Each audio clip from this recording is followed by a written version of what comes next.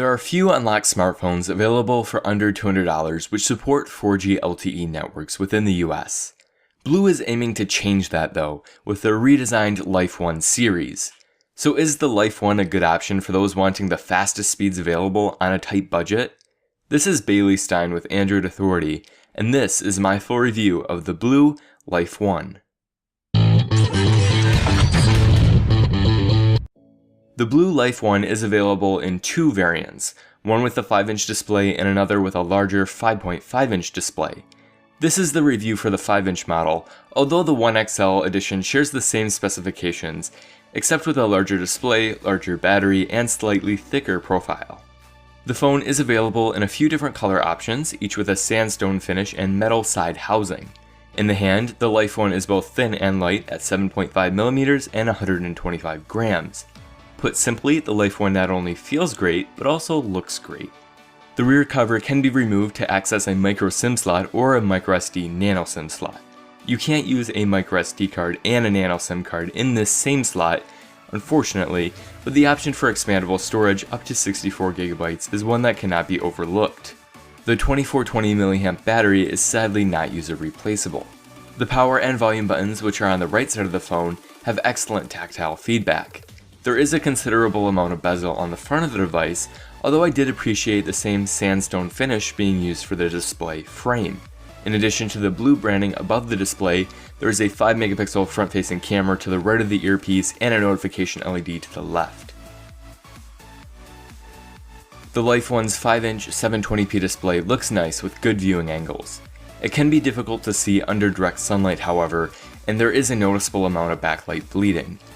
The display is coated in Corning Gorilla Glass 3, but if you're still worried about scratching the display, you can always apply the included screen protector. Powered by the quad-core Snapdragon 410 64-bit processor clocked at 1.2 GHz, the Life One does seem a bit sluggish at times. It's definitely an improvement over the 400, but the phone still suffers from occasional scrolling stutters. The 1GB of RAM isn't enough for using more than a few apps at once, and I'm worried about how the phone will handle the more memory-hungry Android 5.0 Lollipop. The Adreno 306 GPU is enough to play most games, but you shouldn't be surprised to see drop frames and slow load times in some higher-end games. The Life One does include the usual GPS, 802.11n Wi-Fi, and Bluetooth 4.0. It also supports 4G LTE on AT&T and T-Mobile, in addition to fully supporting HSPA Plus on both networks. The rear speaker is pretty loud, although it does sound a bit distorted. I really would have liked to see front-facing speakers, but I really can't complain considering the phone's price.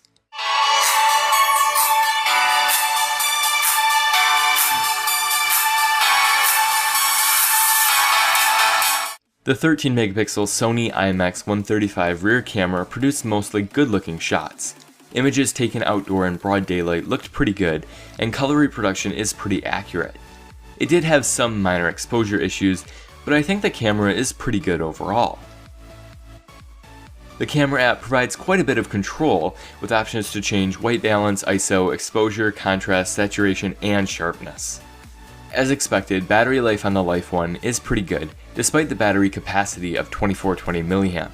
The Snapdragon 410 is one of the most power-efficient processors available, and users shouldn't have any problems getting the phone to last through a full day of use. During my battery life test, I started my day around 4 AM, and the battery lasted until about 6:40 PM, with nearly 2 hours of screen-on time. That day was with pretty heavy usage, however, as I used tethering for about an hour and GPS for about 30 minutes.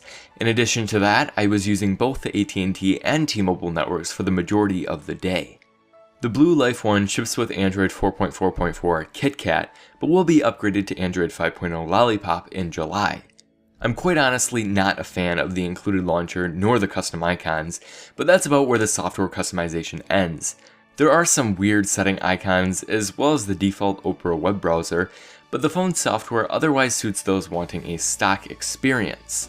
One thing that I did want to note is that you actually can't change the lock screen wallpaper. I tried changing it directly through the default launcher and the Google Now launcher, but there is no option to change both the home screen and the lock screen, just the home screen. I figured that the setting was just buried, but changing it through wallpaper under display in the settings app also did not yield any results. The BLU Life One is available with 8GB of storage starting today, June 10th, for $149 on Amazon. BLU is offering special pricing during the first week, however, making this phone $99. Make sure you order during the first week if you want to take advantage of that discount. Overall, the BLU Life One is an excellent phone for the price. It has a beautiful design, good camera, and great battery life. On the other hand, the display is of a lower resolution, the performance could have been better, and the pre-installed app launcher is a departure from stock Android. For $149 though, the BLU Life One is a good value with 4G LTE support, and even better value at $99. If you're looking for a good, ultra-cheap smartphone, the BLU Life One will not disappoint. Thank you for watching this video, and please make sure to give it a thumbs up below if you found it helpful or informative. Also, please make sure to subscribe to the channel if you'd like to see more content, and feel free to leave a comment below. Finally, be sure to visit the Android Authority website for additional coverage, as we are your source for all things Android.